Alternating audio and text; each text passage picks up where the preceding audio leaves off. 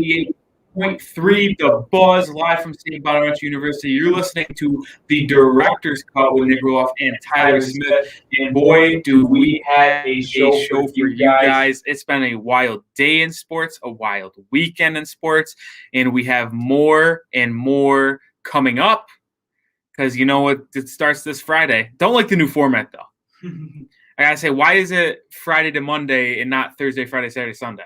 I honestly don't know. And just to start off, just to piggyback off what you said, incredible week in sports, incredible month, rest of the month in sports, and we just get to be front seat for it. About the way that the tournament's scheduled this year, I also don't agree with it. I love watching a game at Thursday at noon and just going all the way till the end of the weekend. Now we get a game on Monday. It's kind of weird because not only is Monday my busiest day, I'm sure Nick's got a lot going on Mondays as well, even with the show, of course.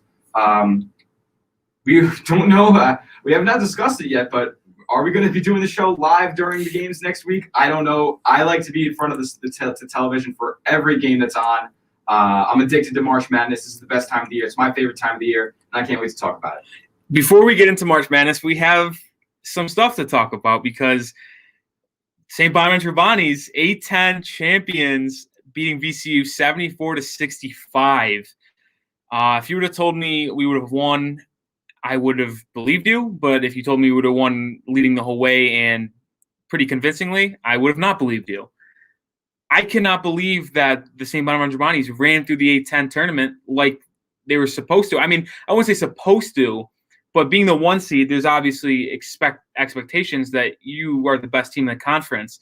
I mean, we were underdogs in Vegas against 4-seed St. Louis, blew them out, and then come out and dominate the VCU Rams.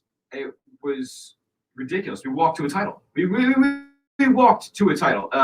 No game was – I mean, if Bones Island doesn't hit a three-pointer with 2.6 on the clock, we win every game by double digits. And we won the game by 9. We led wire to wire. We led wire to wire in Duquesne, or against Duquesne, in Richmond.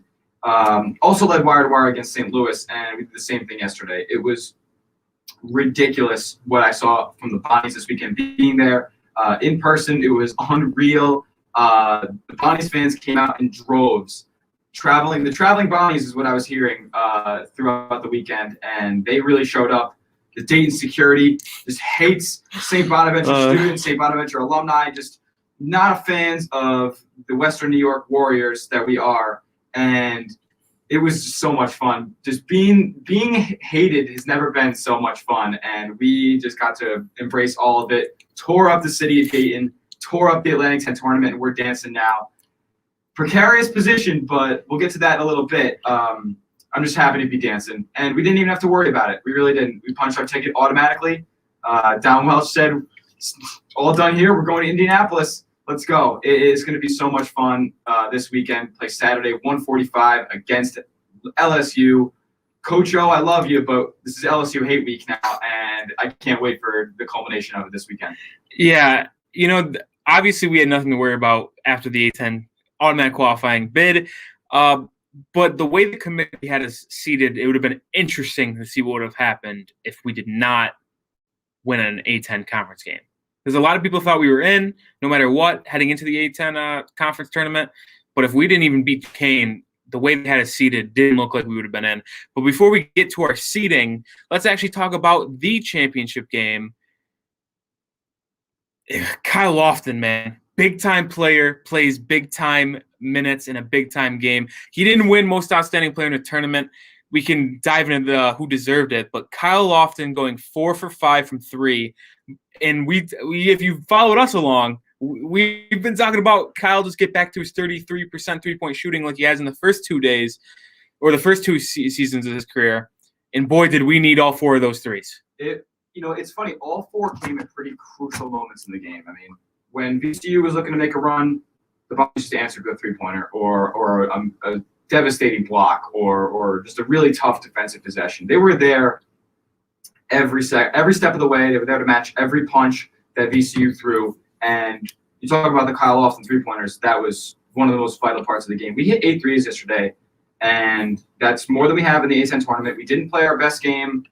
I mean, we played pretty good defensively. I'd say the VCU played worse offensively than we played really good defensively. I didn't love their game plan yesterday. But you talk about X factors, getting Bones Highland out for 13 minutes in the first half just totally took the rhythm away from the Rams. Absolutely. And you draw a charge on Bones that takes the life out of the Rams and injects it right into the Bonnie bench and what's going on in the court. To have him out for 13 minutes in the first half, I know they were only up 7 at the half. I thought it wasn't enough. I agree with you. But you take a guy out for that long and he gets cold. The only points he was really getting yesterday, barring the end of the game, was on free throws. He went 11 of 12 from the line. Bones Highland did, and we just held him. We really did, and it was one of the best defensive performances I've seen on the perimeter. Because Don Welch was ripping him. Kyle Lofton was ripping him. Bones Holmes was diving for loose balls. We had the full effort from all 5 starters and AJ Vasquez and Jalen Shaw, who got a bucket yesterday. As a journalist who was at the game, you're not really supposed to show much pride, but when Jalen Shaw got that bucket, man, I was fist bumping a little bit. It was awesome to see some bench action yesterday, and just all around, just total buy-in from the Bonnies is really what got them this A-10 championship, in my opinion. I don't know if we were totally bought it. I don't know if we totally bought in all year, but when postseason action came and it's win or go home, they really buckled down, became a team, really culminated in the team chemistry that they talked about all year, showed it at the most crucial point of the season, postseason. Now we're dancing. I just can't say enough about the effort the Bonnies put in. Oh, our perimeter defense, let alone interior with Oshun. Yeah, I haven't even talked about that yet. One of the best defensive teams in the country statistically, and if you just watch the ability to switch every single screen, handoff, everything. You can't target a single person on the floor defensively. Now that changes when the bench comes in. You could target Jalen Shaw a little bit. Guards are able to get by him and into him. But with this starting 5, you can't do that. And it just shows the best player in the A-10, the most NBA league-bound player in the A-10, Bones Highland, 3 games against the Bonnies. He scored points, but shooting splits really, really bad. I believe the first game was 5 of 14, second game 5 of 16, and then this game was 4 of 11. Without the free throw line, Bones Highland would have been held under 13 points against the Bonnies each game. That's ridiculous. That's a great stat. The Bonnies' ability to limit a team's best player, very good. And you do. The problem with that is you don't have to, but it's better that they see that opponent first, and that opponent does expose them first. Bones Highland, he gave us the work last season as a freshman for VCU. And this season, we buckled down, obviously, a little better. Our best defensive performance against him was in the A-10 championship. So that's a really great sign. And just another example would be Javante Perkins when they got wire-to-wire lost against St. Louis in Missouri. And to rematch against them in the A-10 semis and hold Javante Perkins and Jordan Goodwin to 10 points or less, because that was what the leading scorer had. It was really impressive. And I've just been applauding this defense all year. We have only allowed over 70 points once to Akron, and I think it was straight 70. I think we won the game 78-70. I could be wrong by a point or two, but we've held every team under their season average, and we've held 19 of 20 teams under 70 points. That's one of the most impressive things I've seen from a college basketball team. Yeah, I'm looking at the schedule now, and why is this so wrong? Okay. Was I like utterly wrong in that statement? No, they scored 74. Did we play Hofstra this year?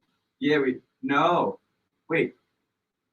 Akron and Hofstra. Yeah, we played Hofstra. I didn't even know we played Hofstra.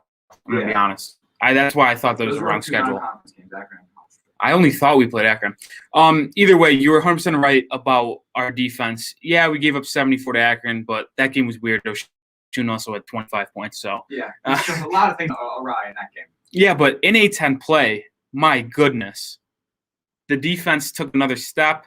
It's going to be tough playing the level of competition we are going to play in the NCAA tournament. Two straight Power 5 beasts. I do not think that will be being able to hold them under 70 points. LSU's got a real balanced offense, man. Really, really good. This is the lead for the SEC. Yeah, and obviously Michigan with a win would be something else. But we will get into that later. Just overall, to sum up this championship run and championship game, unbelievable, dominating. Just some of the words you can throw out there for it. But I want to get your opinion. Did Kyle deserve a 10 outstanding player, or was it Oshun? Well, this is funny because I voted. You got to vote? Yeah, I got to vote for all conference or all championship team and all tournament team and tournament MVP, and I voted for Oshun. I did. Without him and without Kyle too, there's no disrespect to Kyle whatsoever. He played maybe one of the best games of his life yesterday, and just the way that Oshun was impacting the game, just taking the life out of Hassan French, taking the life out of Hassan Ward. I mean, I don't know what he's got against guys named Hassan, but it's something. It must be some pretty deep beef. He altered every shot that was taken inside the paint. He played pretty much 40 minutes every time, and so did Kyle. But just the way that he impacted the game, offensively and defensively. I mean, like, I could have never told you weeks ago that I would be voting for Oshun for tournament MVP, partly because of his offense. He elevated as a passer incredibly this season. He's able to find cutters in the lane, dump offs, handoffs. He just creates a lot of space with his body at the high post. And when you combine that with him averaging pretty much 4 blocks a game, you can't argue with Oshun being MVP in this tournament. I really didn't have a second thought about it. Obviously, it's hard to say because of how good Kyle played in the championship game. But the game that really sealed up, I think, Oshun's fate was that game against St. Louis. I mean, 7 blocks. He scored, held Hassan French to 0 points. Obviously, Oshun had a crazy good run and really showcased what I've been saying all season, is that he's our most impactful player. Yeah, maybe not our most skilled, but I think there's not another player on this roster that means more to St. Bonaventure than Oshun. I mean, the pictures yesterday, I mean, the emotion, Oshun's family in the crowd, it was so amazing to see him play at the level he did. I mean, when the lights got brighter, he really stepped up his game. I know I said I thought he had his best game in his career against Duquesne. I still probably believe that, but the subsequent performances against St. Louis and VCU were nothing short of impressive. He was dominant this weekend and last weekend, and he's just, like you said, Ben, the most impactful player on this team, bar none. 100%. And let's get into the seeding. Did you like where they got seeded? They got seeded as a 9 seed. Do you think that was the correct line?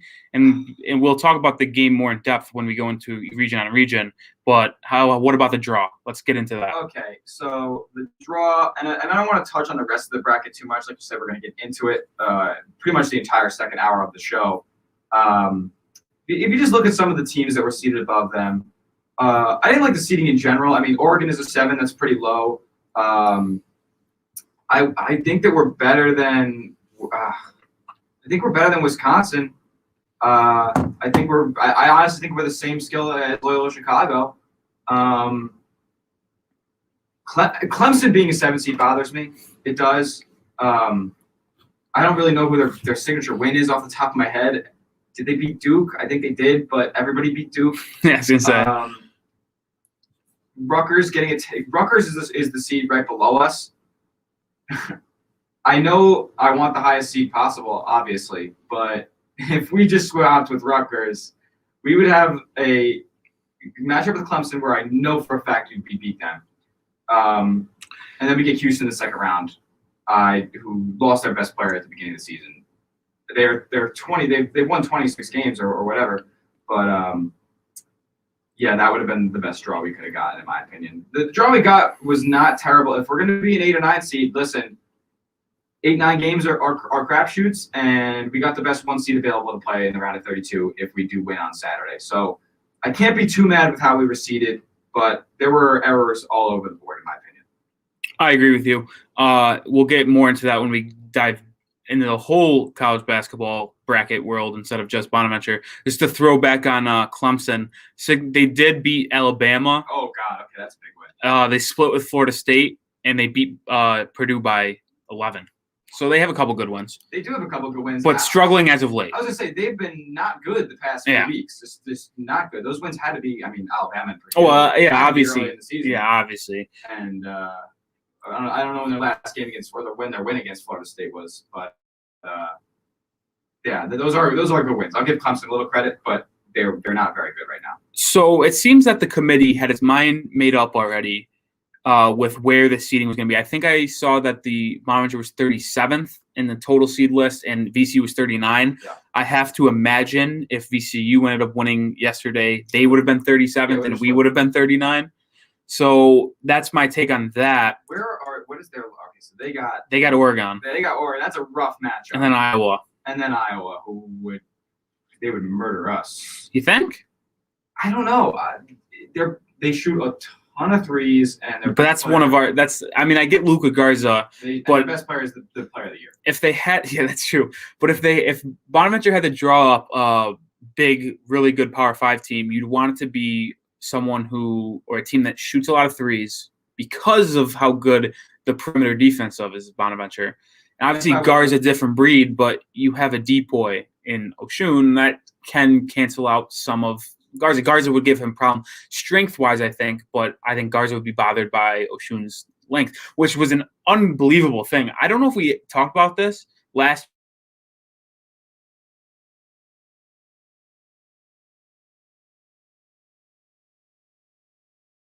Fourth of all time.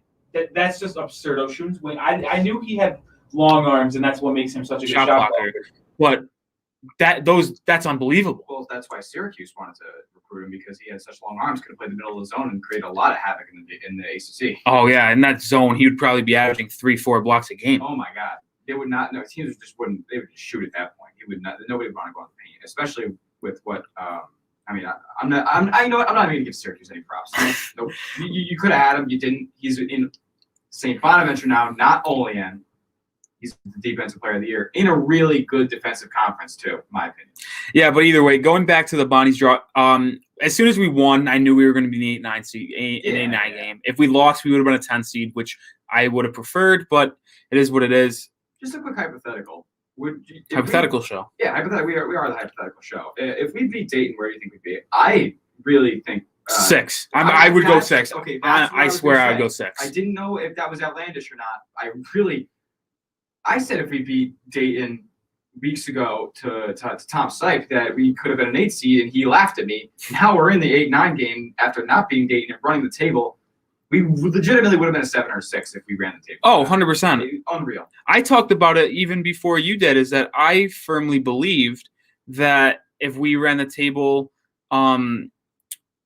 before we even talked about the 2 Davidson games, I said that if we ran the table here and out, I think we would have been a 7, and I even think you thought that was a little outlandish. Oh, absolutely. I did not think we had any chance of being a top seed.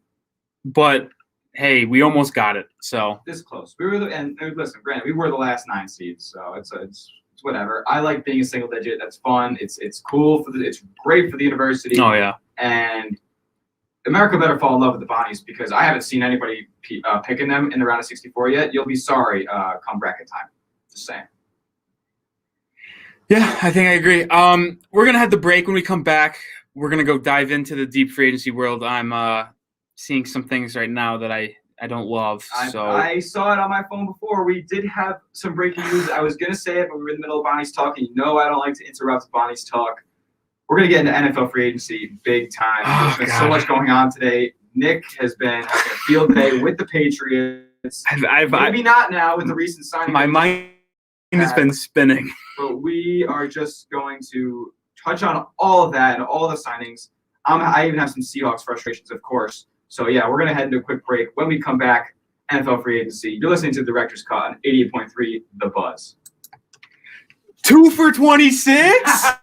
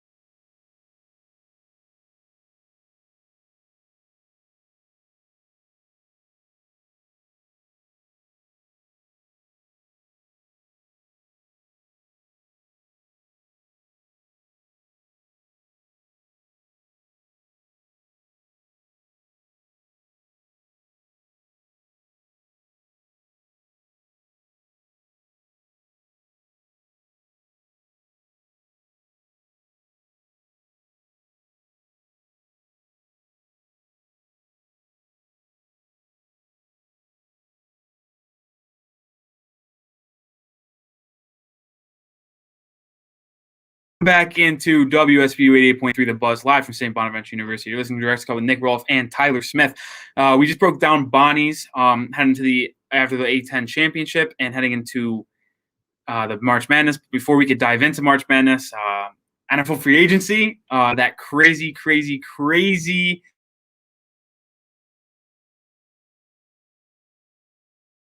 No, definitely not. And NFL free agency, it is, primarily at heart, this is a football show. It really is. And I hate to talk about anything else other than the college basketball at this time of the year, but there has been so much going on, and I love football. Football's king. And we just got to start off because your Patriots have just been having a field day. Yeah, they've been for better or worse. They just seemed to look at the free agency list and said, yeah, let me get that guy, and that guy. And they did it. Pretty much all of it. It was going perfectly, in my opinion. Everything was going smooth down in Foxborough. Bill Belichick was reloading, and then he had to go and do something really dumb, signing former Raiders wide receiver Nelson Aguilar to a 2-year, $26 million deal. I will be super curious to see if it's incentive-based, like Cam Newton's deal, but 2 for 26 for someone who has not been very good. Actually, I take that back. He had a good year in Oakland, scored a lot of touchdowns. He had 1 good year in Philadelphia, but I think he's been in the league for 5 years. He's had 2 good ones, 3 bad ones. Hopefully, he knows how to catch the ball in New England. He did well catching. Like, he didn't have a lot of drops down in Oakland or Las Vegas, but my goodness, everything was going so well in New England land until this. I just think there was better use of the money. Yeah, there definitely could have been better use of the money, and we actually got to take a quick break because, Nick, you did lose connection in the stream on Twitter. I think everything just broke for me. So, yeah, we're going to have to get that sorted out. So we're going to take a quick 1-minute break, hopefully, and Nick will be back in the live stream. So stick with us. It's the Director's Cut on WSBU 88.3 The Buzz.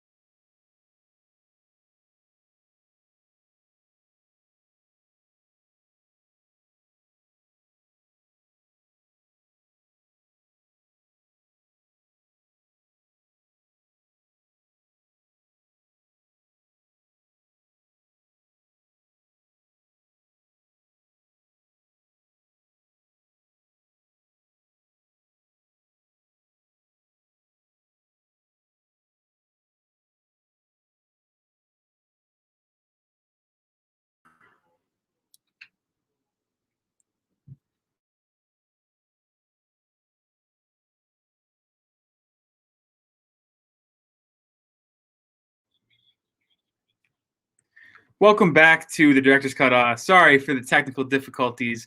My computer just had a difficult time connecting to anything. The whole entire Wi-Fi went down on my computer. Luckily, we didn't lose Tyler, but we are back. Because of the issues, I totally lost where we were. What were we talking about? Okay, so we were on the Patriots. Still Nelson. Were we still on Aguilar? Yeah, so you jumped off with Nelson Aguilar, former Raiders wide receiver, former Eagles wide receiver. People forget, not notoriously bad in Philadelphia. He had one decent year. One decent year, if I remember correctly. I think it was last year with the Raiders. It was his best year, and then now he's with the Patriots. Bill Belichick's trying to make a ragtag group of wide receivers work again. Doesn't seem like the best approach, especially with the money he got. Nick, 2 years, $26 million. What do we got to think about? Yeah, I don't love it. I think I mentioned that hopefully for the Patriots' sake that it's a lot of incentive based, like Cam Newton's deal was. But my goodness, 13 mil for him. I wanted the Patriots to sign Will Fuller for 13 mil per year because I think that's what he would have gotten. That's a curious observation now because what's Will Fuller going to get? Will Fuller is 100% better than Nelson Aguilar. Oh, not even close.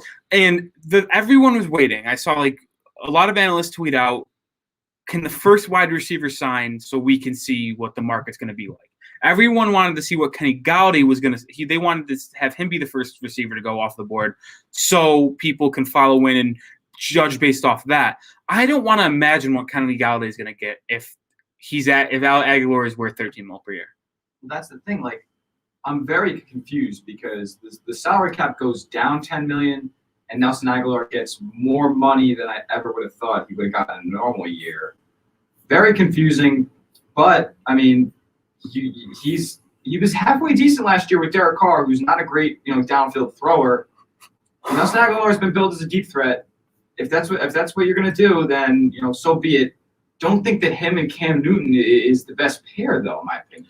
Okay, so what the Patriots like to do, they like to get. I mean, this is their system. It just wasn't Tom Brady. You saw Tom Brady play well in a deep ball system this year. The Patriots' offensive system is 4-5-yard passes, screen passes, athletic guys, let them do the work. Mm-hmm. That's why they went out and signed Jalen Smith to a 4-year, $50 million deal, which I loved because he's 25-year-old, great run-blocking tight end, maybe the most athletic tight end. He's up there with Waller. He's really quick, and he's so good with the ball in his hands as a tight end, like uncanny ability with the ball in his hands. And then obviously Nelson Aguilar, he's deep ball, but he's quick. He can move. He can make people miss. So I get that aspect of it. That's why I wanted the Patriots to sign Curtis Samuel. I would have much rather had Curtis Samuel than Nelson Aguilar because Samuel is also really good with the ball in his hands. Does Curtis Samuel now get $50 million? I expected Samuel to get like a 3-year, like $24 million deal. Ooh. Honestly, because not anymore. No, yeah, not anymore. I cannot fathom Aguilar getting 26 mil, and it's actually funny that he's on the Patriots now because my dad's a Raiders fan, and we had an argument last year about Nelson Aguilar not being good, and he was trying to tell me that he was good, and he said, "Oh, look at all the touchdowns he scored." Now I got to root for Nelson Aguilar. Whoa, my goodness! Wow, less than 900 yards, less than 10 touchdowns in 16 games. I don't love it. I love it. Less than 100 catches. I don't like it, actually. Less than 50 catches. He had 48 catches last yeyear. That's just how you prove he's a deep threat. He's averaging nearly 20 yards a reception. And he's just not that good. I don't – like I said, everything was going so well. I mean, I couldn't believe it. Yeah. Jonnu Smith, 4 for 50 was fantastic.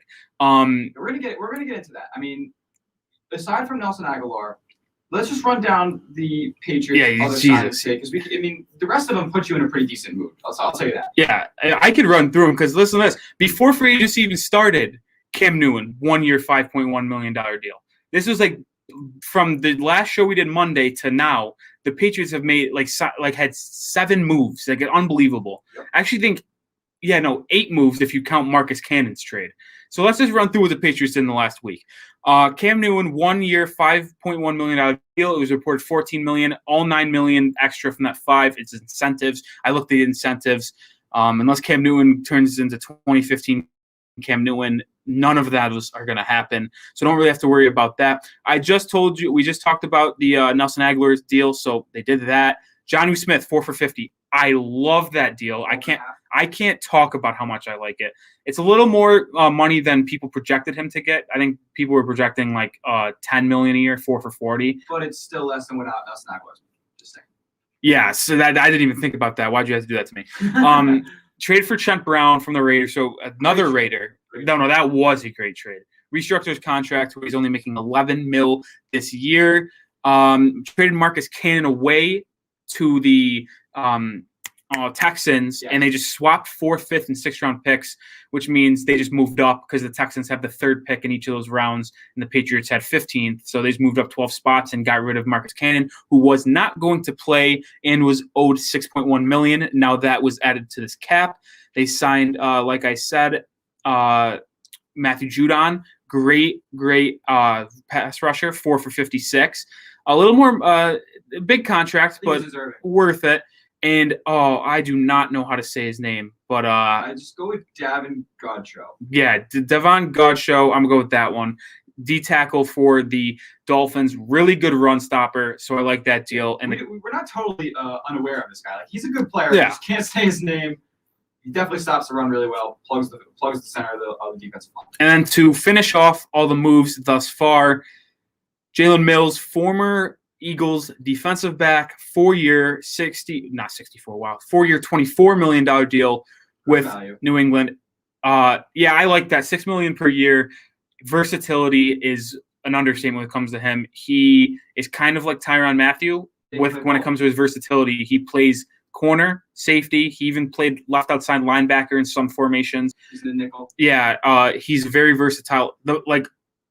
If he can play like he did in 2017 when the Eagles won on their run to the Super Bowl, that might be one of the best signings in free agency with how good versatility is. And Belichick loves his guys that can play multiple things. Yep. And so that's all the moves he made so far. Culminating in all that, you also get Dante Hightower and Patrick Chung back. The defense is going to be legit again. Like, legit is an understatement. They're going to be a top 5 defense in the NFL. I'm putting that on the floor right now. You got to keep Stephon Gilmore, though. That's the only caveat of them not being a top 5 defense is if they get rid of Gilmore. Another Patriots thing just happened. Re-signing Carl Davis doesn't mean a lot. Also, I forgot to say they re-signed Dedrick Wise today as well. So they have Bill Belichick really invested in that front seven, which needed to be because they were really bad at pass rushing and rushing the quarterback. All right, so, my lord, and all that. And one more thing. Rob Gronkowski has returned to the Tampa Bay Buccaneers for a 1-year, $10 million deal. Yep, 1-year, $10 million for Gronk. Nobody really surprised by that, but I'm surprised by the money. I am actually. That is pretty surprising. $10 million. Listen, he caught 2 touchdowns in the Super Bowl, so can't really argue with that. If you wanted to just stay on the Bucs for a little bit, Shaq Barrett's back, Chris Godwin's back. Like we said, guys, huge day in free agency. They said they were going to run it back, and they're doing exactly that. I don't see anybody leaving that team. It's ridiculous what they can do with the cap down Tampa Bay. I'm trying to wrap my head around all the moves made today. Like, we had the top 2 offensive linemen in the class, actually second and third. I forgot about Trent Williams for a second. They went off. Joe Tooney, former Patriot, 5 years, $80 million by the Chiefs. That was a big signing for them. And Corey Linsley signed a massive contract with the Chargers, which was a big deal to protect Herbert. And we mentioned in the past week, Shaq Barrett, Levante David, Matt Milano, they all signed deals to stay with their current teams or teams who were there last year. My goodness, what a football! The football world is on fire right now. And I guess we could just start before we move on and talk about what these signings mean. We'll start with my Patriots. You said the defense, top 5 in the league next year if they retain Gilmore. I don't believe they will keep him. I believe they will end up trading Gilmore. That's just my personal opinion on what I think the Patriots would do. But, man, oh, man, I got to be excited. I mean, Cam Newton, I didn't love it. But when I saw it was only $5 million, because I first saw that $14 million, I was like, are you kidding me? But then I saw the $5 million, the rest were incentives. I was much better with it. Because that $5 million 1 year for QB, that's backup money / low-tier starter, which Cam Newton is. So they paid for his value. And Cam Newton, I mean, I said this last year, but he seems very motivated to have a bounce-back season. And one thing that was not really talked about is when he played last year, he was signed super late in a COVID season with not a normal offseason. Got COVID. Yeah, he got COVID in the middle of the year. And that was he was playing all-world ball. And then he got COVID, and then you saw it spiral downhill. I'm not saying that was the main reason, but it was he was the first 3 weeks of the season played very well, had COVID, came back, and then he did not play very well. But a full offseason, hopefully, it's sort of normal. I would expect Cam Newton to have a better year. Still don't think he's something to write home about, but with all the moves the Patriots have made around him, I don't love the Aguilar. I've said that 3 times. I do love the Jonnu Smith, and the offense will definitely be better mean, Cam Newton flourished with Greg Olsen, one of the league's top tight ends in Carolina. If you're going to give him any help and you're going to, kind of tailor that to Bill Belichick's system, then yeah, you got to go pay for a tight end. And they got Jonnu Smith, who has honestly been one of my favorite, up-and-coming players over the last few years. He can catch and run. He, like you said before, he can run block, and he's athletic. Now he catches touchdowns. So we're going to see what Jonnu Smith can do as a full number one. They had guys like Anthony Ferguson, Delaney Walker, kind of playing, sharing snaps with them. Now he's got a full, Belichick investment, and he's going to be the number one guy in New England.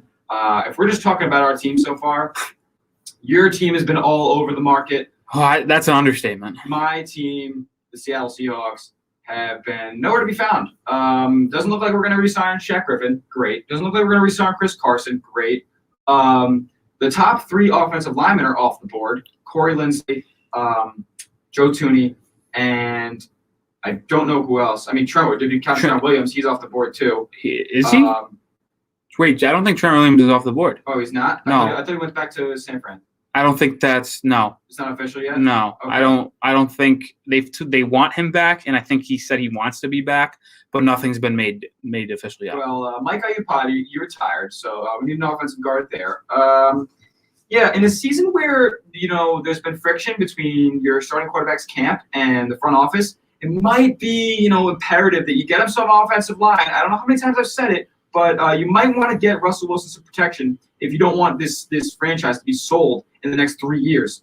I am just infuriated. How do you not go get just one of these guys? 4 years ago, or 4 or 5 years ago, I don't even know how long it was. We've just been in the same mediocre wild card team phase for about 7 years now. And, you trade away Max Unger for Jimmy Graham. Jimmy Graham does virtually nothing. And the team just comes in, the team begins that stage of just wild card, win or loss, and then, obviously losing the division round pretty much every year. And, you can't elevate to that contender without an offensive line. We haven't had one. We got Dwayne Brown 2 years ago. He's been aging. He continues to age. He's missed time. He missed time this season. Probably will miss more time next year. It's just so ridiculous what's going on in Seattle. Pete Carroll is going to run this team into the ground, and that's literal and metaphorical as well, because I guess he really just doesn't want Russell Wilson anymore. So we're just going to start running the football by committee, by the way. We're not even going to have a good running back. We're just going to go by committee as well. So Pete Carroll is going to play his own brand of football, and we're going to miss the playoffs. Miss the playoffs? Yeah, I'm calling it right now. Russell Wilson. I mean, that division got better. The only team that didn't get better is you guys. We're not 500 in our division this year. Are you serious? We have to play J.J. Watt, Aaron Donald, who beat us when he couldn't breathe. Who else is in this division with as far as pass rushers going? Nick Bosa. Oh, yeah, Nick Bosa. I forgot. Yeah, how did I forget about the guy who's going to be Defensive Player of the Year and to get hurt? Yeah, this is going to be fun for Russell Wilson. I'm at the point where I'm on his side. It's like, dude, just do whatever you got to do. Don't request a trade, obviously, because Russell Wilson is my favorite football player ever, and I would just love nothing more than him to stay in Seattle for the rest of his career. But at this point, with the front office, we can't draft in the first round. So it doesn't even matter because we don't have first-round picks to draft with. If they don't have any help for him and we're not, 500 by week 8, it's just we're going to be at a point of no return, and Russell Wilson will be counting down the days where he gets traded from Seattle. It's a disaster. Yeah, the Seahawks aren't having the greatest offseason, but going back to Nelson Aguilar, the numbers are in so we can see actually what it is. It's 2 years, $22 million with $4 million incentives. I like that a little bit better, but I still would have thought Curtis Samuel and him would have been on the same plane. I really thought that. So I thought an Aguilar would be worth a base salary of $8-9 million. What are your thoughts on that? I mean, I agree with Aguilar being an $8-9 million guy, but I disagree with the Samuel. I think Curtis Samuel is an up and coming player in this league. He really is. All right. You play with Teddy Bridgewater. I got to stop you again because the Patriots just made another official signing. Oh, God. This is absurd. Hold on. Is it actually absurd, or is it just like you like the Patriots, you know this guy? No, this is better. This is actually like another free agent. The money isn't that bad, but this is absolutely absurd how many people they're signing. I mentioned you pre-show that they were in talks with Kendrick Bourne. I thought that meant with Aguilar being official that Kendrick Bourne was off the table. That is incorrect. Ian Rappaport tweeted out the Patriots signed wide receiver Kendrick Bourne, former 49er, to a 3-year, $22.5 million deal. I actually don't hate that. 3 years, 22?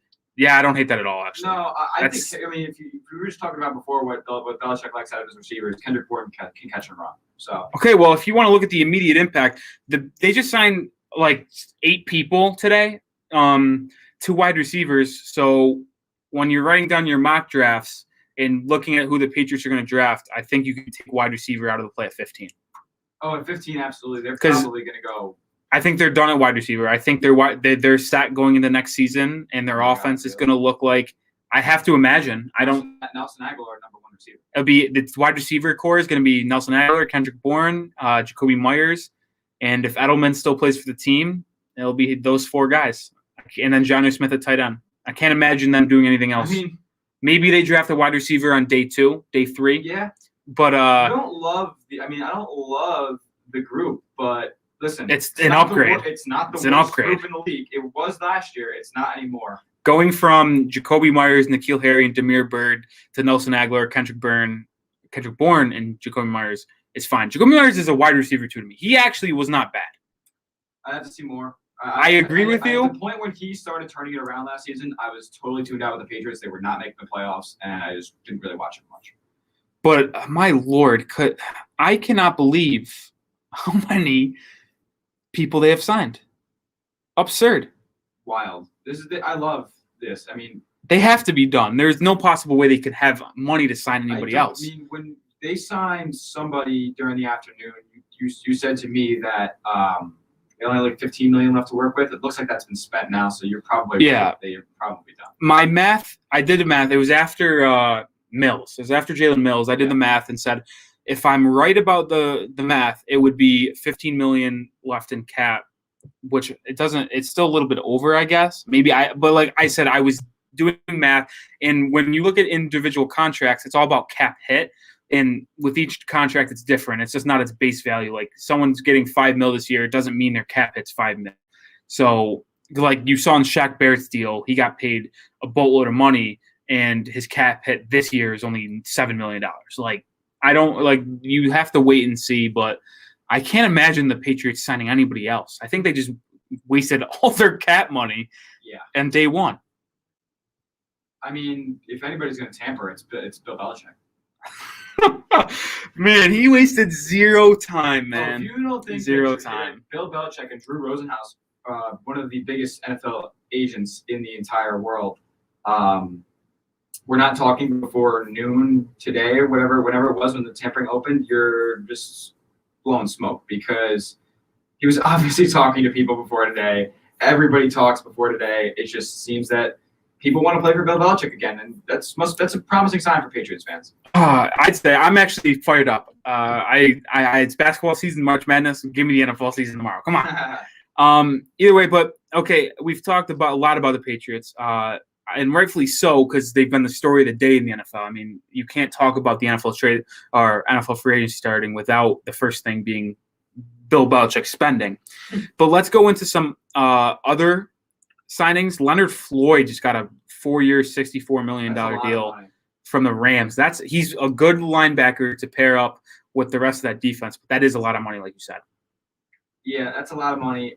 Leonard Floyd, he was on the Bears. Then he gets traded to LA, and he had 10.5 sacks last year. You can't really argue with that at the outside linebacker spot. $64 million is a lot, though, especially when they spend a lot of money already. I mean, you got to go. You have to have a pass rush, and there's another guy that's going to sack Russell Wilson multiple times this year, so we'll see. Yeah, and then let's talk about Aaron Jones. He signed a 4-year, $48 million deal with the Packers. I didn't like that at all. Well, you didn't like that. I kind of last week that they almost had to do it. You were more confident in their ability to keep running A.J. Dillon and Jamal Williams out of the backfield. I just think Aaron Jones is a very dynamic PC. For a team that doesn't have receivers outside of Davante Adams, of course. You have to get a guy to catch out of the backfield because what other option do you have when Davante Adams is getting doubled every play? Granted, Davante Adams is open on pretty much every football play that he's on the field for, but to get that second element and to make the defense be worried about somebody else on the offense besides Devontae Adams, it was kind of crucial for the Packers, especially when they're trying to mend whatever relationship they had with Aaron Rodgers. See, I think it would have been – I don't know if the money they spent on Aaron Jones influenced their ability to re-sign Corey Linsley, but I would much rather, for their sake, have re-signed Corey Linsley and let Aaron Jones walk to protect Rodgers. And I would have ran with A.J. Dillon. You used a second-round pick on him last year. That's where – Or re-signed Jamal Williams to a small $4 million contract and play with – and him and A.J. Dillon could work perfectly together. They are different running backs. Jamal Williams, I mean, I talk about Aaron Jones being two-dimensional. Jamal Williams can catch out of the backfield as well. So we'll see what happens there. But that is very odd as far as is the same guy that's making the draft picks for the Green Bay Packers the same guy that's reaching out to free agents to sign them? Because I don't know if that's the same person. They're drafting and picking up free agents at the same position. I mean, you draft Jordan Love in the first round when you have the best quarterback in the NFL, not named Patrick Mahomes, and you go and draft A.J. Dillon in the second round when you already have one of the best 1-2 punches in the league in the backfield, and then you go and sign that number one running back that you already had after the fact. Kind of odd. I don't mind Aaron Jones getting the money from the Packers, but like you said, if that impacts them being able to retain Corey Linsley, being able to do other things, I get what you're saying, although I just think Aaron Jones is a very talented player. Oh, there's no doubt he's talented. I really didn't see them re-signing him because I thought they would have addressed wide receiver and re-signed Linsley with the money that they used on Aaron Jones.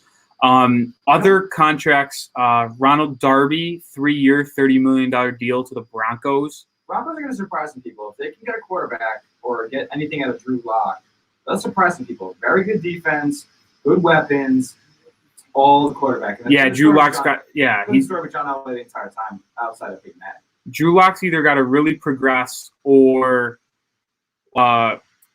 they make a pick at 9 with a new QB. I don't know. Either way, another deal, which that makes good sense to me, but no sense to me in relation to another signing. Yannick Ngakoue signed with the Raiders, 2 years, $26 million deal. Good pass rusher who just played for Baltimore this past season. How in the world does he get the same money as Nelson Aguilar? I do not know, but great signing for the Raiders. Absolutely great signing for the Raiders. You got incredible value on a guy who's been billed as, I mean, he wanted out of Jacksonville. Every team in the NFL wanted the guy. So the Raiders actually had a trade in place for Yannick Ngakoue last year. It did fall through. Now they get him. It's a great signing. Like you said, they're getting the same money as Nelson Aguilar. It is not only confusing to me, but confusing to me in the sense of Yannick Ngakoue not demanding more. He's just as good of a pass rusher, in my opinion, as Matt Judon. Yeah, I think they're similar. And Matt Judon gets, 16, 17 a year? Yeah, but the difference between the two is that Judon's a linebacker, really quick, and he was used as a QB spy at times because he's athletic, and he's a linebacker, so he occasionally drops into coverage just on like flats and stuff like that. Yeah. So Judon brings more to the table for sure, but pure pass rushing wise, yeah, I think they're similar. It's just that Judon brings more to the table than just pass rushing. That's the only reason why Judon would be worth more, in my opinion. Yeah, I can see that. The QB spot plays a huge role with guys being so mobile nowadays. But another quick signing, near and dear to your heart as well. Philip Dorsett to the Jags. Yeah, I saw that. Yeah. I didn't know whether to bring it up or not. No, but I just made sure he was a former Patriot, former Colt. Was not the greatest turnout of a first-round pick, but anything can happen when you're going to have Trevor Lawrence behind center starting next year. Just as far as the rest of these signings go, I just can't get over the fact that Seattle's done nothing. It eats at me every day. We're not going to pay Chris Carson. There's just no way that. Oh yeah, Chris Carson's gone. Because Chris Carson's going to want $12 million. He's going to want what Aaron Jones got. I'm putting my early claim now. He's Dolphins. That'd be great. That'd be great for him. Go play with a competent franchise. Go play with people who know how to spend money. Why did I bandwagon these guys? It's ridiculous. Don't come back to me now. Now we're a dumpster fire. That's what you get for being a bandwagon. Yeah, there you go. I mean, I think it's karma on me. No, but I'll be a Seahawks fan until I croak. So we will see what they do in this offseason. It's gonna be crazy because I mean, if they don't get any help, Russell Wilson's gone. Our two teams could have not had a more different free agency. I mean, there's other teams that haven't signed anyone, but obviously the Seahawks have signed no one, and the Patriots have signed everyone. When you look at teams who have been signing free agent or teams with disgruntled quarterbacks, the Texans are doing their best to try to keep Deshaun Watson. They got, you said Marcus Cannon, correct? Is that a different team? What do you? Oh, sorry. Say that again. Texans. Did Marcus Cannon get traded? Yeah, Marcus Cannon So get picked up. There's a starting right tackle for them, and I'm just going to look down the line. Somebody else did sign with the Texans. And the Texans made a couple trades. Yeah, I'm serious. They made a couple decent moves on the offensive line. Oh yeah, Justin Britt, former Seahawks Pro Bowl center as well. They're making moves. They got Larry Tunsil, Marcus Cannon, Justin Britt. That's a solid offensive line for Deshaun Watson if he does go play. That's not really the story though today. It's been all quiet on the Watson front since he basically just said, "Listen, I'm not coming back. I'm really not playing for you guys," and it's really just been all hush hush since then. I'm sure the Texans are trying their best to keep things internally and get him to change his heart somehow. Still doesn't look like that's the case. That's going to be something we'll be following all off season, just as we are with Russell Wilson. And it's going to be crazy. I'd be hard pressed to see if he comes back, but they're making some moves to try to sway him and see if that works out for them. Not sure that it will. Yeah, and obviously we're talking a lot about free agency now, but next Monday, if we have a show, depending on what happens in the college basketball tournament, we'll be recapping a lot of the moves because this is going to go on all week. Oh yeah, all week. It's the first day of tampering. It's already putting pen to paper yet. Yeah, it's been obviously a flurry of moves, but those big name guys at wide receiver are still out there. That's why that was interesting that the Patriots were so quick to sign these lower guys at like $7 and $11 million per year for Kendrick Bourne and Aguilar. Because to me, I would have rather. I get filling out a group might be helpful, but I would have rather had them go after a big shark of Will Fuller, Will Fuller, Kenny Galladay, and Juju, rather than sign those two guys. But that is just me. And Bill, we trust, I guess. He got his cap. He got the players he wanted in free agency. So this is going to be, if you're trying to see if it was Bill Belichick or Brady, Brady got his chance this year. Belichick's got his chance this year. So we're going to have to see about that. But I think that'll conclude our free agency talk for today. Obviously, things could happen any moment. There could be a moment in 20, 30 minutes that we have to talk about in the NFL free agency world. But we're going to have to break. When we come back, for planning purposes, strictly bracket talk for the rest of the show. Stay tuned on Direct Scope, Nic Rohloff and Tyler Smith live on WSBU 88.3 The Buzz.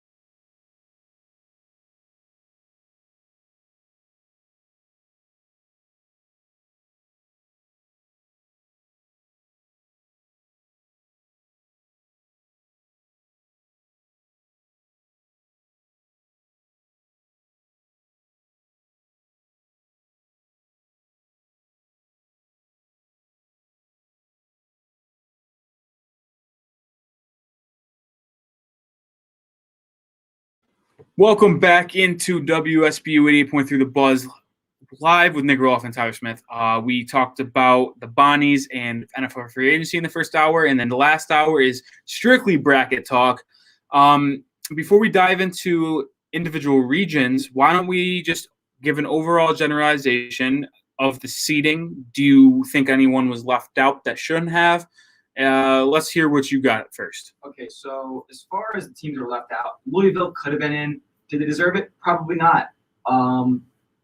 Chris Mack got some answers got some questions to answer as far as the future of Louisville. But other than that, Colorado State could have made it. The one team I was thinking that really should have made it but didn't because they ended up losing their conference was Belmont.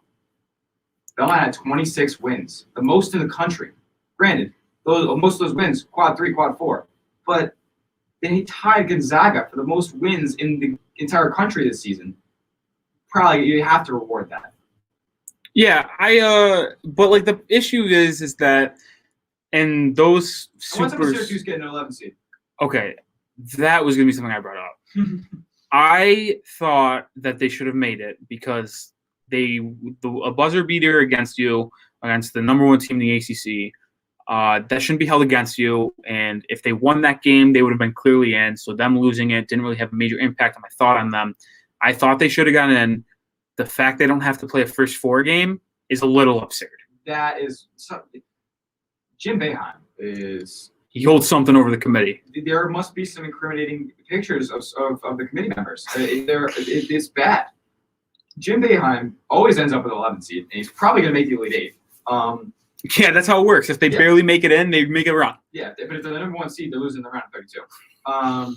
Very odd that Syracuse is above teams. I mean, yeah, they're better than Winthrop, but Winthrop had a better year. Teams like why am I blanking? Teams like Georgetown wins their conference and gets 12 seed, beating Villanova, beating Seton Hall, beating Creighton. I don't know. I don't love any of Syracuse's biggest wins. I mean, did they beat Florida State? They either lost by a lot or did beat them. I'll give you your answer in 1 second. They did not beat them. Yeah. Okay. So where is their signature win? They beat Virginia Tech by 18. That's really it. And Virginia Tech's a 10 seed. Okay, now, granted, so I also believe Virginia Tech should have been higher, but yeah, that's one of my things. Here's the notable results on the ESPN Tournament Challenge. Lost to Virginia twice, split with North Carolina, beat Virginia Tech by 18, lost to Rutgers by 10, lost to Georgia Tech by 7, split with Clemson. Oh my God, that resume gets you not even the last 4 in. Yeah. If I'm looking at the bubble, I don't think Wichita State should have made it. I think Louisville should have made it over Wichita State for sure. That's just they had to win over Houston. I don't know. I didn't see Louisville towards the end of the year was bad, really. I agree, but just because the team is struggling at the end shouldn't get rid of what they did at the beginning of the year because they were pretty good. Yeah, that's my thing with the tournament. How much is the end of the season value compared to the beginning of the season? Because teams obviously drastically change over time, especially in college basketball. Does Syracuse get credit for what they did in the beginning of the season? Probably, considering where they've been seeded. But Louisville, towards the end of the year, obviously they took that into a major account. Weird how this year was seeded. But for the vast majority of it, other than Oklahoma State getting a 4. Yeah, that was I was going to bring that up in a second if you didn't. That was my biggest issue with that. That is got to be my biggest issue by far. They lost in the Big 12 championship. That, in my opinion, the most top-heavy, not most top-heavy, but most talent at the top of any conference, in my opinion, is the Big 12. People say it's been the Big 10 all year. It's a little bit of a hot take, but I don't know. The talent level in the Big 12 just seems more closer to the professional level than I see it in the Big 10 outside of Illinois. Yep. It's weird. But you know what? The one thing that we get from Oklahoma State being underseeded is a potential Sweet 16 matchup between Illinois and the Cowboys. I was going to talk. Yeah. Io DeSumo in the Sweet 16. Please give me that. I was going to talk about this when we got to that region, and I'm not going to give away who I selected, But out of my whole bracket, the hardest pick I made the entire bracket, in my opinion, was Illinois, Oklahoma State in the Sweet 16. Mm-hmm. When I was filling out my bracket, like I always do, and I got that game, and it was the first time I sat there for like a minute and a half and was like, what do I do? So obviously I have Oklahoma State advancing to the Sweet 16 in Illinois. That's just saying, like, giving away my bracket a little bit. Obviously I have that game matching up. No, yeah, I didn't say who I have winning yet, but I'm just saying obviously I have them squaring up. That's an absurd game. It's probably, in my opinion, I think Oklahoma State, outside of Baylor, and they beat Baylor, obviously. Yeah, the craziest thing about it is, like, if you told me Oklahoma State was a 2 seed, which I thought they should have been, on a different side of a bracket, and said that was a national championship game, I would have believed you. Yeah, 100%. But now they will be probably not in on Tennessee at all. Oh, me neither. They could lose to Oregon State. Not going to comment on that yet. But Illinois, Oklahoma State, very likely to get in the second weekend, and it's my most anticipated potential game of the tournament. Well, the first 2 days where there's just like 17 games each day is fantastic. But the best weekend of the whole tournament is round of 16 or Sweet 16, Elite 8. That weekend's fantastic. It's awesome. And we're going to go region by region. Not going to go over every game because who wants to talk about Gonzaga versus the winner of Norfolk State, App State? Nobody wants to hear that. Well, you don't have Norfolk State winning at all? No. Sadly, I don't. I had them a couple of years ago, but they screwed me. No. We're not going to talk about games where clearly teams are going to win by 50. But we're going to start in that region, of course. We could just say we both have Gonzaga winning. Shocker. Yeah, Gonzaga is going to win that game handily. Do you have Gonzaga going to the Final Four out of that region? I do. Okay, I do as well. I honestly think it's cakewalk. I really do. Yeah, they got the worst 2 8-9s, in my opinion. I think Oklahoma State. I think Oklahoma is the worst 8, and I think Missouri is the worst 9. So they've both been struggling a lot, both teams. I told you like 2 weeks ago I was picking against Missouri, whoever they played in the first round. So I have Oklahoma winning that. But I expected Missouri to be like a 6 seed. But I didn't realize they were going to just continue to be terrible. Oh, yeah, they continue to be bad. And thank God the committee thinks that Missouri's better than us. Because they're not. But thank God they do, because I was not trying to play Gonzaga. Wait, you don't think we match up with them? Oh, yeah. We match up great with the deepest team and the best and most talented team in college basketball. All right, well, we both gave away that we have Gonzaga coming out of this region, but there's other games. Yeah, going into do you have Oklahoma beating Missouri?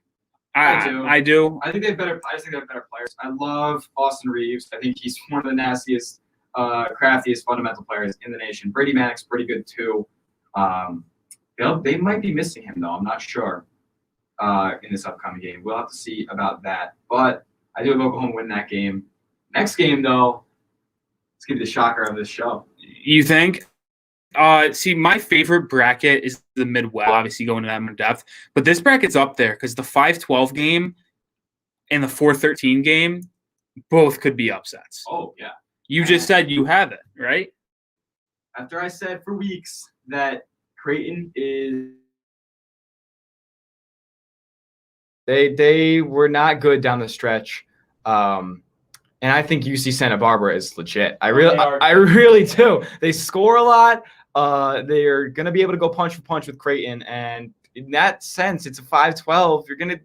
Whoever has the ball last is going to win that game. And it's coin flip. I got UCSB moving on. I got Creighton. I believe in Marcus Zagorowski. So do I. Don't get me wrong. I absolutely believe in Ziggy. I think they get – I honestly think they will. I do. UC – that's like – it's not the most popular 12-5 upset. The bracket we'll talk about next will be, and rightfully so. But this is right up there with a popular pick.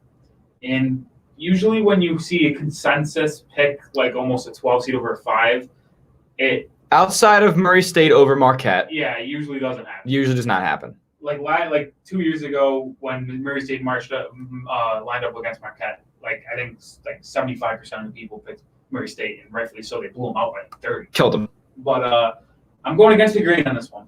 I think Creighton sticks it. I'm actually going against the grain with the other one too, because all the ESPN analysts are on Ohio. Oh, I can't. They are going to beat Virginia. Nope. No way. I'm taking Virginia. You think Tony Bennett's not going to have? He has a week to game plan against Jason Preston, who's a great player. Fantastic, but they entered their conference tournament as a 5 seed, 13-7. Why are they like all of a sudden considered this really good team when they went 13-7 in the regular season in the MAC? Well, because I don't want to hear it. Well, because they opened the season last year in a 12-point win over St. Bonaventure in the Rally Center. Yeah, I don't get the hype on Ohio.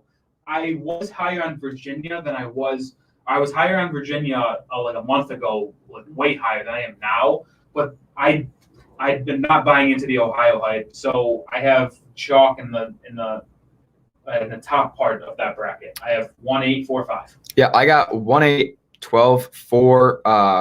I think first of all, I think Tony Bennett is a top 5 coach in the country. I agree. And he helped us. We're technically defending. Yeah, we didn't. We did not mention this. Nick and I did pick Virginia. Obviously, a little bit of a sexy pick in 2019, but guess what? They won it all, so we're going to take the credit for it. With that Duke team, Reddish, Barrett, and Zion, and I thought like a lot of people picked them. Obviously. Yeah, as a Duke guy, can't call myself a Duke fan anymore. I'm a Bonnie fan, but as a Duke guy, I was struggling not to have them win the championship that year with the talent they had. But the Cinderella of a 1 seed that Virginia was, going from their lowest, darkest point in basketball history, losing to UMBC in the first round by 20, all the way back to winning a national championship. It was just too perfect for me. It was just too March. I had to do it. But just going back into this bracket, USC going to beat the winner of Wichita Drake. Sorry. Mobley brothers got not. I mean, those 2 teams that are playing the first 4 are just playing for a banner at this point. They're not. They're just. But Mobley brothers are way too much for them. One thing I want to mention that's different this season is that in the first 4, I mean, obviously they always have the 16 seeds playing, and 2 of them, and that really doesn't ever matter usually. But they aren't playing. They're playing back-to-back days. Yeah. Well. Are they playing back-to-back days? One of them is at least. Why? Because they. Oh yeah, one of them will be playing back-to-back days. It's actually that game. It is that one. USC Wichita State. That's tough. Because. Nobody should have that 11 seed winning. Because what's it called? The first 4, all 4 first 4 games are Thursday, and then they'll play USC. I believe it's Friday. The other team will get a day off, like usually. Another. I think I just totally lied. I think. Do they all get days off? They should all get days off. I thought that. Nobody's ever played a back-to-back game in the tournament. Yeah, you're right. I was wrong. Another weird scheduling. It is another weird scheduling change, though. Hard to understand by the NCAA putting all the first 4 games on once. I'm not too mad at it. We get 4 games in one day, but I did like seeing the 2 days of it. You got 2 games in one night, 2 games the next night, and then you went right into 16 games the next day. So much fun, but we got 4 games in one day this time, and then we're heading right into that 16-game showdown. That's because the first 4 games would be Tuesday and Wednesday. Yeah, and you'd have selections on Sunday. You gather your thoughts on Monday. Boom, first 4 starting the next day. Amazing, but no, we got to wait till Thursday, which is fine. It's gonna be a long week. So we both have USC winning that game. Kansas, Eastern Washington. I have no idea about Eastern Washington. I need to do some research on them. I have no idea. It seems like the player that tested positive for Kansas was Jalen Mills. Really? I read something that he did not travel with the team to Indianapolis, which probably means he was the person that tested positive in the Big 12 tourney. He averaged 12 points a game for them. He legit plays. That's kind of a hit.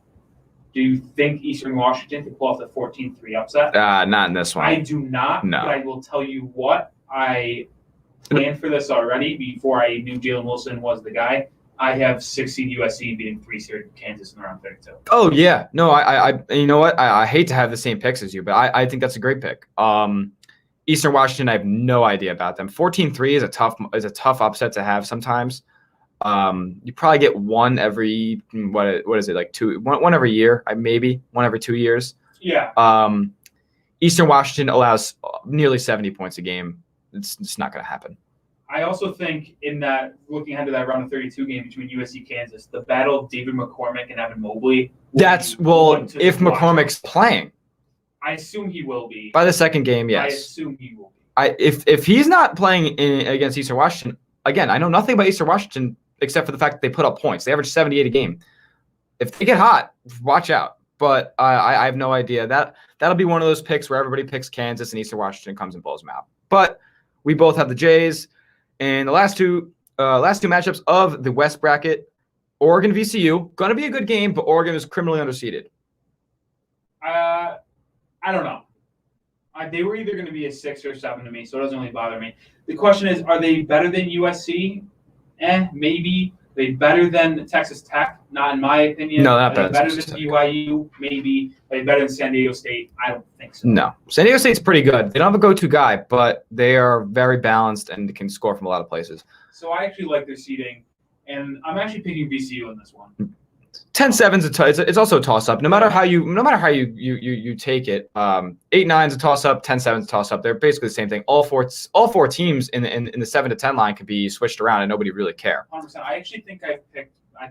Did I pick all? No, I picked all. No, I picked all right. 2. I went 2-2 with my 7-10 games.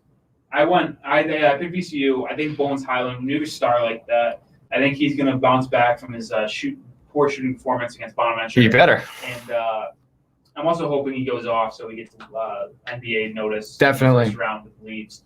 But I have Iowa VCU meeting up in the semifinals or the round 32. I just like the way VCU plays, and they're going to be motivated coming off the loss to Bonaventure for sure. Definitely. I do have Oregon winning the game. I hate to be mostly chalk in this region, but I do have 5-12, so we'll see. There's bound to be 2 upsets in that. There's one bracket I have like straight chalk. Oh, I hate this season, dude. No, well, straight chalk up until the Sweet 16. Okay, but the top seeds are just they. It seems like there's a divide between the top 4 seeds in each region and the upset teams. It just does. Oh yeah, like 100%. Like in other years, I can always see these 13 seeds having a chance. But this year, I just can't. The crazy thing is that like 3 weeks ago, we said like the 3 teams we could see winning the tournament would just be like Baylor, Michigan, and Gonzaga. But now there's like 7 or 8 teams where I can see winning them. So it has opened up, in my opinion. So we didn't get it wasn't a straight comment on our feed, but I did get a text from Tom Sipe, who is an Ohio University truther. Apparently, they lost by 2 at Illinois this year. So. That's pretty impressive. That's pretty impressive. If for anything else. That is up there. Lost by Illinois 2. In Champaign. Does that change anything for me? No. Sticking it to the Sipe. All right. When we're gonna move down, or we're gonna move right. Well, I wanted to, before we do that. Are we gonna give a rest of the picks, or are we just going around 30? Do that okay. Quick. Sure. You have rapid fire because we know what these teams are. You have Virginia going to the Sweet 16, I assume. No. You have USCB. See, that's why I wanted to get that. Okay, true. Okay, all right. Yeah, fair. I have the Santa Barbara going to the Sweet 16. Yeah, so I have Creighton winning against Virginia too. So I have actually Creighton in the Sweet 16. Oh, so that's fun. All right, there's our divide for the West region. Yeah. But then I got Gonzaga given by 50. Yeah, and I think it's 1-2 Gonzaga Iowa. Yeah. I think Iowa beats USC. I don't know if you had that in the Sweet 16. I had Iowa USC, correct. Yeah. So I just think, but Gonzaga and Iowa already played this year, and I'm sorry for mentioning Sipe again, but he's an Iowa fan. I don't think they'll be able to beat Gonzaga the second time around. Listen, they're going to get to the Elite Eight. Luka Garza said, they're laser focused on winning the Natty. Gonzaga's too good. I'm sorry. And Iowa's not playing their best basketball right now. No, you're right. They aren't. And so that's one thing to look out for. They were playing their best basketball when they played Gonzaga the first time, and they got pieced by 11. So, all right, let's move over to the right now, South bracket, like you wanted to. We both have Baylor winning the first game at least. North Carolina, Wisconsin is the second best 8-9 game. Actually, all the 8-9 games are good. Yeah. Obviously, we're tuned in for Bonaventure LSU for a reason, but North Carolina, Wisconsin's good. Loyola Chicago, Georgia Tech's good. Oklahoma, Missouri, they're both playing bad, but it's still intriguing. I got North Carolina because they're playing some good basketball right now. Yeah, they're playing good basketball, and they match up very well with Wisconsin. The 4 bigs that they run just going to dominate inside. Wisconsin shoots a lot of threes, take a lot of charges. Yeah, you're not going to be competing against Roy Williams. Greg Gard, I'm sorry, the silent assassin, as John Rossi likes to call him.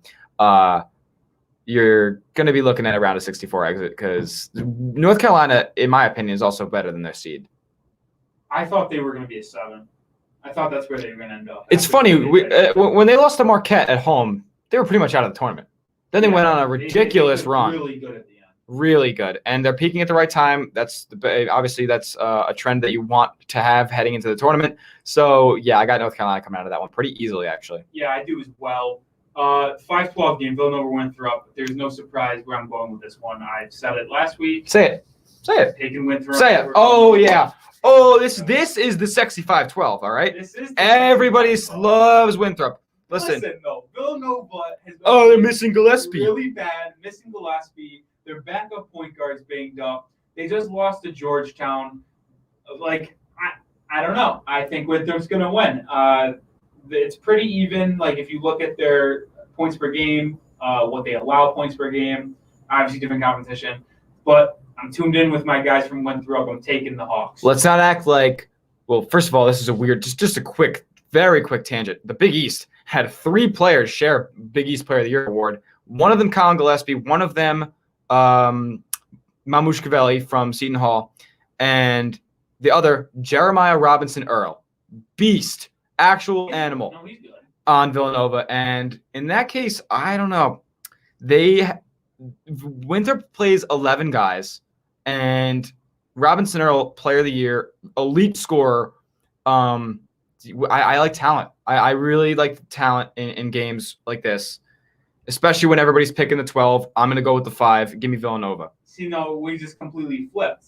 I took Creighton because everyone's taking USCB, and you're taking Villanova because everyone's taking Winthrop. There you go. So one of us is going to be right. Yeah. One of us is going to be right. One of us is going to be wrong, or we could both be wrong, and the opposite could happen. I think there's a 0% chance both of these 5s win. Oh, absolutely. So one of them's going down. One of us is going to be right. Yeah, I know. I see what you mean. Imagine being in that position as a 5, knows you're gonna lose. Knowing that there's 3 other teams, one of the 4 is going to lose, at least one. 100%. Like, when was the last time all 5 seed won? I think it was actually recent, but it was like the first time in like 30 years. Yeah, like that never happens. Never. Okay, either way, let's move on. Do you have Purdue beating North Texas? I think I do because North Texas is pretty solid. Purdue's pretty solid. Yeah, Purdue is pretty solid. Death Tax is Matt Painter. The one thing about North Texas is they only allow 61 points a game. That's scary. For a team like Purdue, yeah, they average 70 points a game, but they don't score very quickly. They're a very big half-court team. So this could pose trouble. The Mean Green of North Texas could come in and beat Purdue, but I don't see it happening. I really don't. They only lost to Illinois by 8, which is actually, it was a really close game up until the end. Yeah, I don't know. Purdue, Death Tax is Matt Painter. Come on. He's been to the Sweet 16. He's actually eyeing his 4th straight Sweet 16, and actually that's where I have him going. So Purdue's going to beat the Mean Green of North Texas and Villanova. For just a quick spoiler for the next round, yeah, I got Purdue. I also got Purdue to the Sweet 16. On the bottom side of the bracket, Texas Tech, Utah State. This is my chalk bracket. This is my chalk bracket. Chalk? Yeah. I have Texas Tech winning. I have Arkansas winning. I have Ohio State winning, but I do have Virginia Tech. I was going to say that probably might be the only one I also pick is Virginia Tech over Florida. I need to have some semblance of upset. Yeah, I actually have Texas Tech beating Arkansas in the round of 32. Okay. Oh wow, that's interesting. That's back to back. So the top side, I don't have a 3 seed moving past into the Sweet 16. So I actually have Arkansas moving to the Elite 8. So you like them? I like them beating Texas Tech and beating Ohio State. Yeah. I actually have, I have Ohio State losing to Texas Tech, or beating Texas Tech. Sorry, wow. But I just like Ohio State's diversity, the way they score. Yeah, they're not. There's never really they don't have a go-to guy either. Marco Santos Silva, VCU, former, grinds out. I really like this team, and they would be known as, if they were in the SEC, they would be a 1 seed. I promise you that. It's no secret that Nick is also a big Mac McClung guy too. So I actually don't even like Mac McClung that much. I'm just saying, I think that he's a really good scorer, and I truly think, though, if Texas Tech wasn't in the Big 12, they'd be a top 3 seed. Yeah, and that's how good I think they are. And we'll skip the theatrics for the rest of this thing. I mean, you have Ohio State playing Texas Tech, Ohio State playing Baylor in the Elite 8. obviously, I'm assuming you pick Baylor out of there. Correct. Yeah, for weeks I've been wanting to be like, you know what, Baylor's not a lock for the Final Four. They're a lock for the Final Four. They are. Okay, especially in this bracket. It's not good. I don't think they could have got a better draw. Okay, they kind of got North screwed. Carolina's going to be a tough game. No, they got screwed by having to play North Carolina in the round of 32, but the Sweet 16 and Elite 8 game couldn't have been more favorable. No way that they lose to any three of Purdue, Villanova, Winthrop, North Texas. There's no way they lose to any of those. I don't think they would lose to Arkansas. Ohio State. It could be a good game. Arkansas could be seriously a good game. I don't buy it. Very good free throw shooting team. I don't know. We have to. The SEC just wasn't that good in my opinion this year. No, that's and Arkansas allows over 70 points a game. They score a lot, but so does Baylor. Baylor averages more points. They average 84 points a game to Arkansas's 82, but they also average 5 less points to opponents. Yeah, I don't know. We both have the 1 seeds Gonzaga and Baylor in the Final Four. Not too much of a surprise if you followed us and see how much we talked good about those two teams throughout the season. We're gonna head to break. When we come back, we're gonna talk about the bottom 2 brackets, and then we'll talk about our Final Four and our national championship picks. Stay tuned on the Direct Cut Live from WSBU 88.3 The Buzz.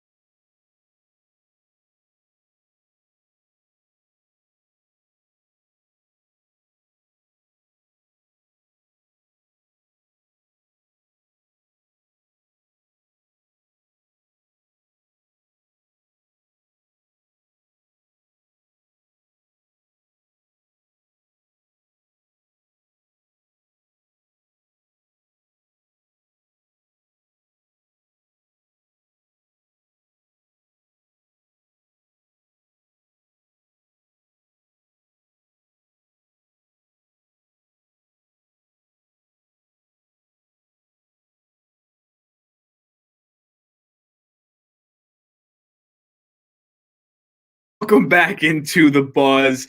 Listen to Director's Cut with Nic Rohloff and Tyler Smith. In the final, what do we got left here, Tyler? 24 minutes. Yeah. We break down the East, the Midwest, and then Final Four. So let's jump right into it. Let's see if the Bonnie's bracket for last. Let's go into the Midwest. The best region, by the way. It is 100% the best region. I don't think you could debate that. I think I said that a little bit earlier, but it's been a long day, so my memory's kind of shot. Illinois, I assume we both have winning, but this 8-9 game is fantastic. It's the best one of the weekend. Outside of St. Bonaventure LSU, everybody. I think we could say that for almost. We could say that almost for every 8-9 games. That's Missouri, Oklahoma. All the other three are fantastic. Yeah. I got Georgia Tech winning it though. I think they talking about underseed. They got underseed. I think they were deserving of a 7 seed. They're the hottest team in the ACC, but people forget they dodged Virginia. No, yeah, 100%. But free ticket to the final and beat up on didn't beat up, but won a very close game against Florida State that had already been battle tested 2 days straight. So anything can happen in this game. But I do have Cameron Krutwig and Loyola Chicago moving on for a very anticipated matchup in the round of 32. Interstate, Illinois, Loyola Chicago. We're gonna get to that in a little bit, but down the line, next game up, Tennessee, Oregon State. I wish Oregon State wasn't at 12, but they have to be because they're not good. Yeah. I'm not a big Tennessee guy either. Yeah, I'm not a fan of either of those two teams, but let's go back to the Loyola Chicago Georgia Tech game. I got Georgia Tech winning. I love the point guard, defensive player of the ACC, and Moses Wright, who's the ACC player of the year. Yeah. Josh Pastner is a great coach.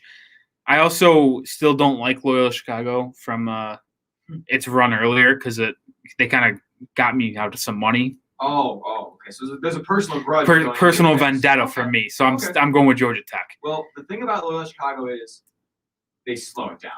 They slow it down maybe more than the Bonnies do.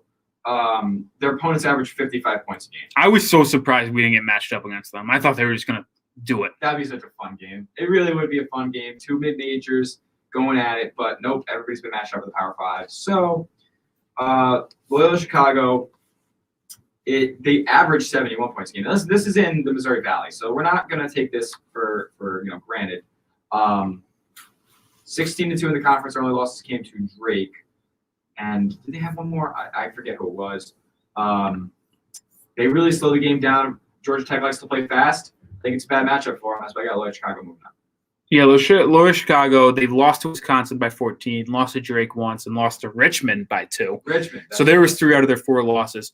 So it's a toss-up game, like we said. Like 8-9s usually play about 50% if you look at winning percentages. But we're differing on that one. But let's go to this 4-5. Liberty's good, but I assume we both have Oklahoma State moving on. We already said we did. Yeah.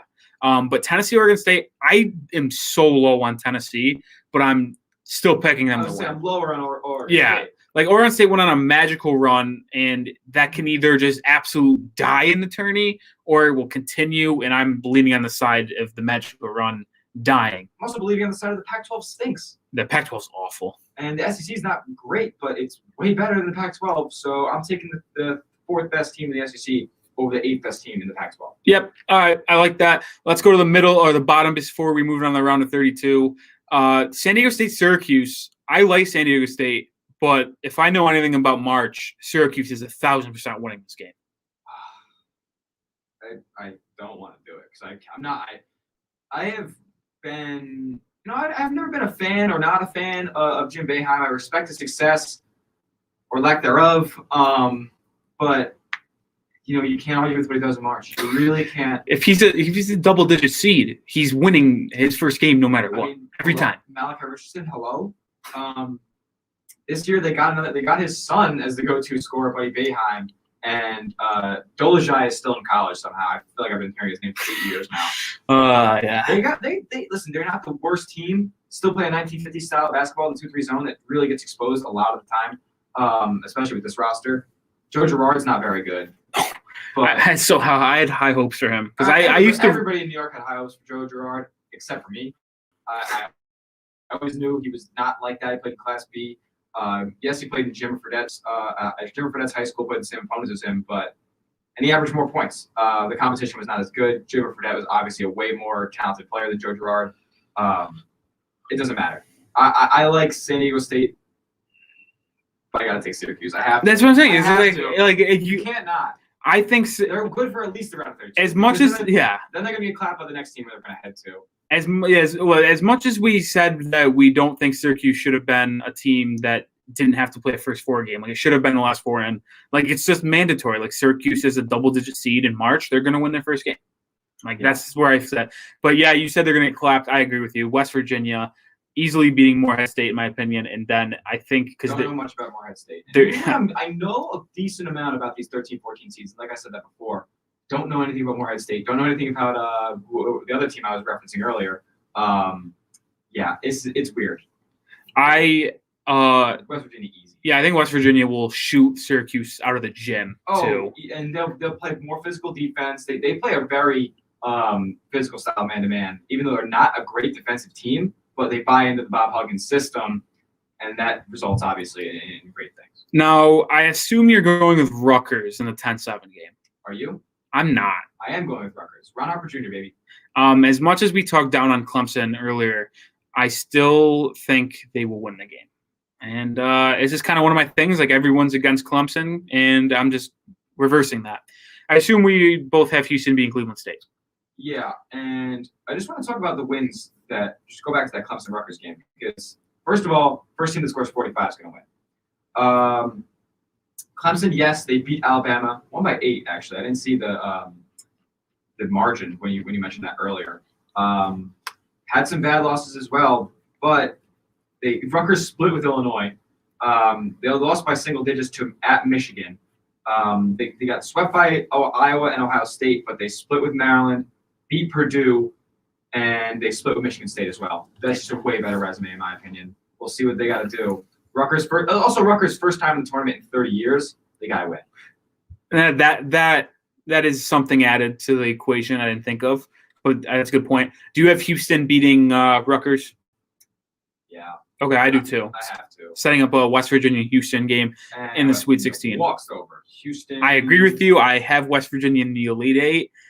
We talked that we probably both have Illinois, Oklahoma State in the Sweet 16. I teased that I didn't give away my pick yet. Hardest one to pick. I want to know what you're going to go with before I share you mine. Before I do, I just want to say that Loyola Chicago versus Illinois is going to be a close game. Well, I don't have those two playing, so I can't. I can't talk about that. You can't comment on that, but I believe with my matchups, Loyola Chicago, Illinois, it's going to be heated too. I mean, these teams don't have any bad blood against each other, but they're in the same state. They're battling to remain playing this season. It's going to be a really close game, especially with the way the Loyola Chicago slows it down. Like I said before, Illinois plays ridiculously fast, and we'll see how those two opposites attract in that round 32 game. But like you said, this is my most anticipated game of the tournament. Illinois, Oklahoma State in the Sweet 16, and I actually have not clicked my button yet. I will feel robbed if we don't get this matchup. If someone upsets someone, I will feel robbed. Comes to Sweet 16 and beats Oklahoma State. I don't know what I'm going to do. Cade Cunningham is built for March. He's built to take over a tournament, and that's what's taking Illinois. You're taking Illinois. I had to. If Oklahoma State had a big man I was confident in, that's I was gonna go with him. But I just think Kofi Cockburn would feast too much inside, and that is why I have Illinois. Dude's playing like Shaq. In the game of that weekend, like I said, if I don't get that matchup, I will feel robbed. Sweet 16 Elite 8, the best game of all of it will be Illinois, Oklahoma State. Listen, and the game after is no slouch either. Illinois, West Virginia, going to our third Final Four spot. I wonder, what are you going to go with, Tyler? I love Miles McBride. You are killing me. I love Miles McBride. You're killing me. Are you? Oh, is this your pick? I have West Virginia in the Final Four. All right, I'll put Illinois in the Final Four then. Hey! What? Just say what you think. Okay. If you think West Virginia's going to win, go ahead. But this is my thing and why I think West Virginia's going to win. First of all, I love Bob Huggins. Yes. I love what he does. I love Miles McBride. He's a hooper. You got Sean McNeil, the shooter. Yep. You got Taz Sherman. Mm-hmm. And so that they equal up with Illinois' guards perfectly. And what's the missing piece? You need to be able to match up with Kofi Cockburn. What do they have? Derek Culver. Derek Culver is an NBA player. Legit. West Virginia matches up with Illinois perfectly. And I think that game's first game to 80. that's First why, team to 80. Then they just match up perfectly. I love Bob Huggins. That's why I go West Virginia. I've had West Virginia going far in the past and been burned by it, but I don't think I will this time. I got West Virginia in the Final Four. There you go. I also have West Virginia in the Final Four, sadly, and that game could go either way. Illinois is most likely going to make the Final Four. Let's not kid ourselves. But you can't just pick chalk. You can't just pick one seeds because I already got Baylor, I already got Gonzaga. Something has to give, and I don't think any other team in those two regions that Baylor and Gonzaga are in really can compete, especially in an Elite Eight stage with them. So that's who I got. I got to have some sort of weird things going on in my bracket, but we will see how that goes. I got the Mountaineers as well, and that would conclude our what is that? The Midwest, the Midwest bracket, and now we move to everybody's favorite bracket if you're from this part of New York, the East, which I think is the weakest bracket of all of them. I agree with you 100%. And I just can't believe that we have Gonzaga, Baylor, West Virginia, the same Final Four. We didn't talk about what our picks were, as you can hear our disappointment when we have the same three teams. Well, let's move in. I assume we both have Michigan winning pretty easily. Do we talk about it now, or do we just move on and talk about the other games? Well, we'll talk about the other games first. Okay. Colorado, Georgetown. Pick Georgetown, Nick. Georgetown. Pick Georgetown. Oh, God. I have Colorado as well. They're the best free throw shooting team in NCAA history. That's the reason why they lost against Oregon State. Because they missed. They missed like 8 or 9. Crazy. Bill Walton was beside himself. Bill Walton. I saw a joke where it says Bill Walton. His Final Four? And it's just all Pac-12. And it's 5 teams. It's 5 Pac-12 teams in the Final Four. Someone who loves something like Bill Walton likes the Pac-12. That's the love I'm trying to get in life. I mean, seriously, the Conference of Champions. But we talked about it like 3 weeks ago about teams that won't get upset and teams that could sneakily make a run. One of my teams, actually my two teams, I forgot. You said Creighton and someone else. I can't recall, but my two teams were Florida State and West Virginia, and I have Florida State winning against UNC Greensboro. Another good team, and I was looking ahead. I have Florida State beating Colorado. I have Colorado beating Florida State. Interesting. It's weird. It's weird, but March is weird. That's true. March is weird. That's a fact. BYU, Michigan State / UCLA, but not really UCLA. It's going to be Michigan State. Move BYU to the next round. They have Larry Bird. Okay, Matt Harms. All right. No, do you know? Oh, not Matt Harms. The other guy. Yeah, he does look like Larry Bird. He wears 33. Yeah, he does. Larry Bird's frail, and he's blonde. I mean, put on a mustache. Okay, so you got BYU. Thank God. Here's my other upset pick. If Tom Izzo's underseeded, you best believe he'll make a run. I have Michigan State moving on from the first 4. But listen, if UCLA wins on Thursday, I will be swiftly changing my pick to BYU. UCLA wins? Yeah, but if Michigan State comes out of the first 4, I think that they're going to end up beating BYU. Well, hold on. Before we move on, NFL signing, I think we should just mention it. Don't have to go in depth about it, but it's a little bit of a major one. Corey Davis, 3-year, $37.5 million deal with the New York Jets. That's a great deal for them. About $12.5 million per year. Oh, so 3 years, 36. Just a quick touch on this. 3 years, 36 for Corey Davis, but we're paying Nelson Aguilar $13 million. Yeah, I don't. Another baffling decision. Yeah, I don't get the Aguilar move. Like I said, but we talk about it so much. I like every other move is fine. I even like the Kendrick Boyd move for the money. $27 million guaranteed. Yeah, it's pretty good. Yeah, it's not bad. Jets needed a pass catcher to go with. Absolutely. Either the quarterback they take to, or if they stick with Darnold. But either way, back to the bracket. So we both have BYU. I have Texas moving on. I assume you do too. I got Texas moving on. Abilene Christian, another one. I gotta get hip to these 14 seeds before I really change my bracket and start making ridiculous upset picks. UConn, Maryland at 7-10. I have UConn winning actually pretty handily. James Bouknight is a problem. Is not playing super well. He has backs, but he's playing hurt. But I assume he'll play, and I just trust him to carry UConn. We will see.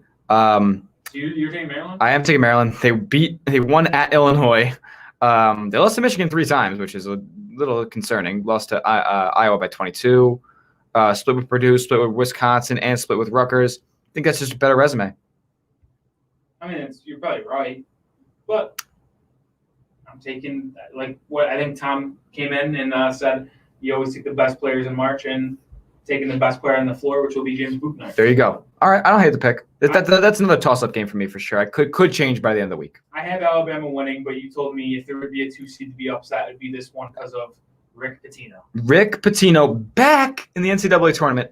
Now, the thing about this game is Alabama doesn't have a big. Now they do have this. They do have SEC Player of the Year, Herb Jones, beast, really good. SEC Coach of the Year, Nate Oates, after transforming Buffalo, transforming an SEC football school into a basketball school now. We're going to see what's going to happen in this game. It's going to be the closest 2-15 of the tournament. Don't be surprised if Iona's winning at halftime. Yeah, I agree with you, but I still think Alabama was on top.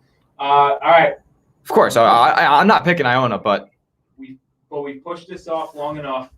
It's time to talk about our Bonaventure Bonnies versus the LSU Tigers. If you look at ESPN Plus Game Predictor, 60% LSU, concede comparison 51% to LSU, power rating 51% to LSU, and I don't know what similar games means, but 52% to LSU. So it seems like ESPN Plus is predicting LSU to win. They average 82 points per game as a team. They give up 75 a game, and the Bonnies score 70 a game and give up 60 a game. Yeah. So this is pretty weird breaking news that we just got. 6 top referees, including Ted Valentine, John Higgins, and Roger Ayers, have been sent home from Indianapolis due to one positive test and contract tape tracing. And that wouldn't be major news, but Roger Ayers did officiate yesterday's A-10 title game between St. Bonaventure and VCU. It is important to note, though, from Chucky Maggio on Twitter, that Roger Ayers was obviously tested before the game. The concerns seem to stem from the officials breaking protocol after arriving in Indianapolis. And the reason that they broke protocol is this is so NCAA. Their hotel rooms weren't ready. So I think if I'm seeing this right, their hotels weren't ready. They went out to dinner together, and one of them had it. Well, that's concerning. We will see what happens with that. Looks like, we haven't got anything about any teams being positive yet.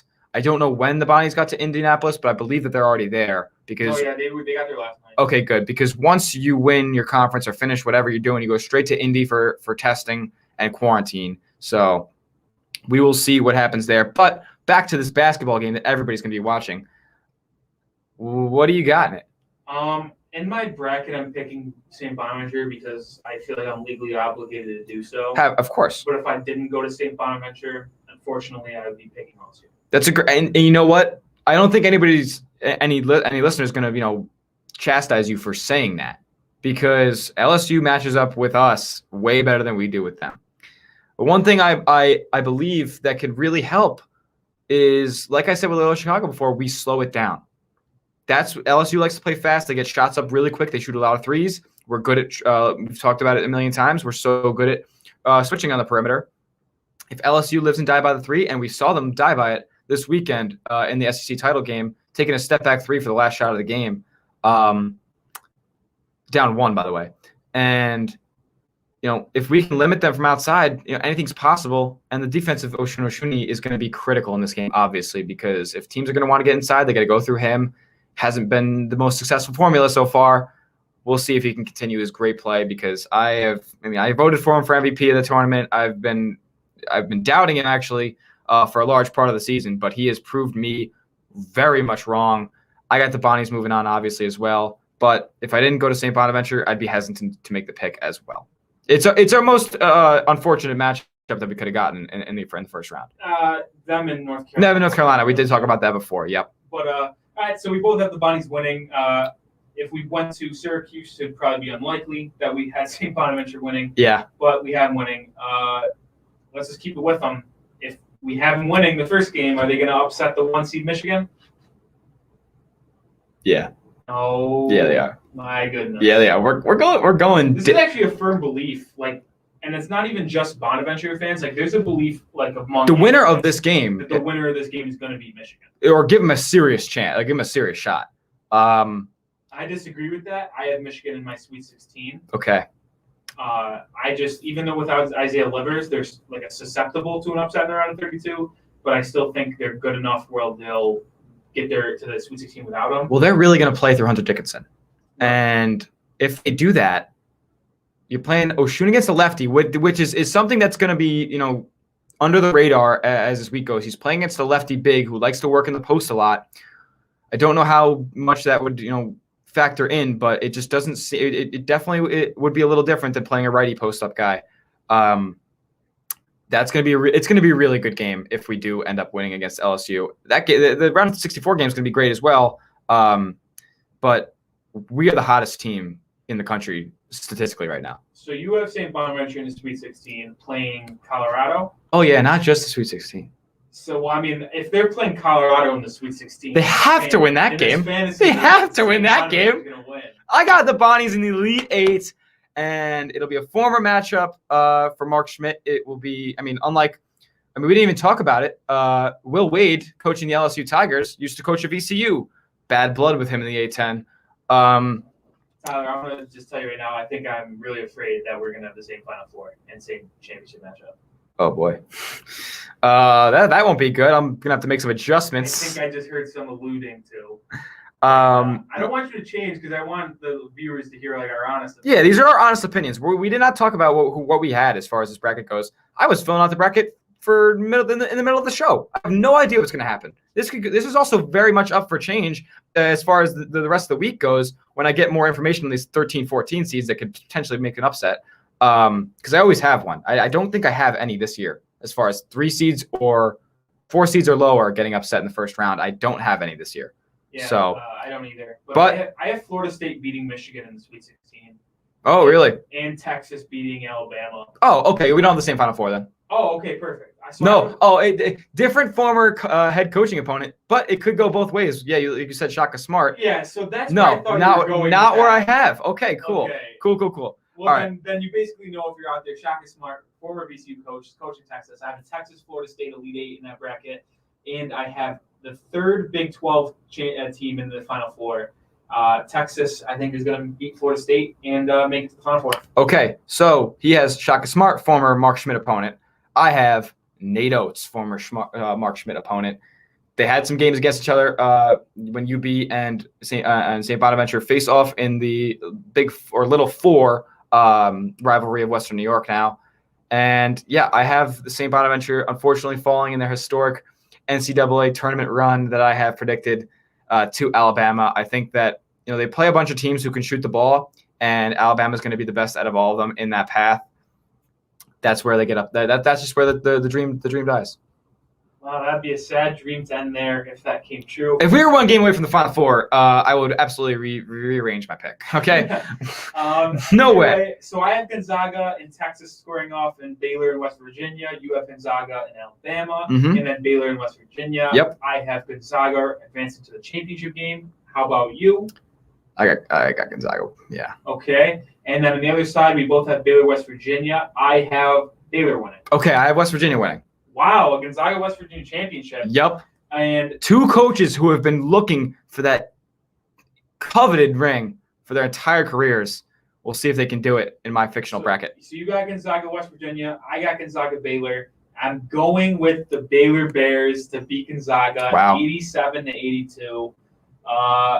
I just love in the X factor in that game will be Mark Vital, the big man inside. He plays like Dennis Rodman. He does. He's not the tallest guy, but physical, really physical. I think he would cause problems for Drew Timme, and I will take the perimeter players at Baylor. You'll take Butler over Kispert because Kispert's playing out of his mind. Yeah, I'll take Butler over Kispert. I'll take Davion Mitchell over. I love Davion Mitchell. I'll give you Suggs over Maceo T. Oh yeah, Suggs is the most. He's going to be the most underlooked player in this tournament because Gonzaga isn't going to face anybody worth their caliber until the Elite Eight, and Jalen Suggs is going to go off. I promise that. Yeah, so I got Baylor winning 87-82 against Gonzaga, and you got who winning between Gonzaga and West Virginia. So funny enough, these 2 teams matched up early in the year. 5-point game. Gonzaga's closest win. I got West Virginia. Wow, West Virginia championship. Yep. I like it. Listen, Big 12, I've been saying it all year. The Big 12 is the best conference. They're going to show that they're the best conference. They're going to have 2 teams in the Final Four. They're going to have whatever it is, like 5 teams in the Elite Eight. They are the most talented conference at the top, and it's going to show you when Bob Huggins is tired of losing in the second weekend, makes it to April, and cuts down the nets. I like the pick. I actually do like it. Well, that's going to wrap our show. You've got West Virginia winning it all. I got Baylor winning it all. We're both high in the Big 12. Both going to be so wrong. That's going to round out our show next Monday, if we have one, depending on game matchups. Because if Bonnie's wins the game against LSU when they play even anytime close to 6 o'clock against Michigan, we will obviously not be having a show. No. I'd love to see if we can get a rescheduled Tuesday. Not sure if that could happen, but we'll see. I'd love to recap the whole first 2 rounds. It'd be awesome. We'll figure something out. We'll definitely figure something out. Thanks for listening, guys. Thanks for watching, guys. This was an awesome show. It'll be even better next week when we recap the first round and the basically rest of free agency. Yeah, we got to do 2 back-to-back shows where we're pretty much covering the same topics, but with totally different, specifics. Right. This is March. Thanks for listening, guys. Nic Rohloff from Tyler Smith signing off for today. See you sometime next week. We don't know when, but thanks for tuning in on WSBU 88.3 The Buzz.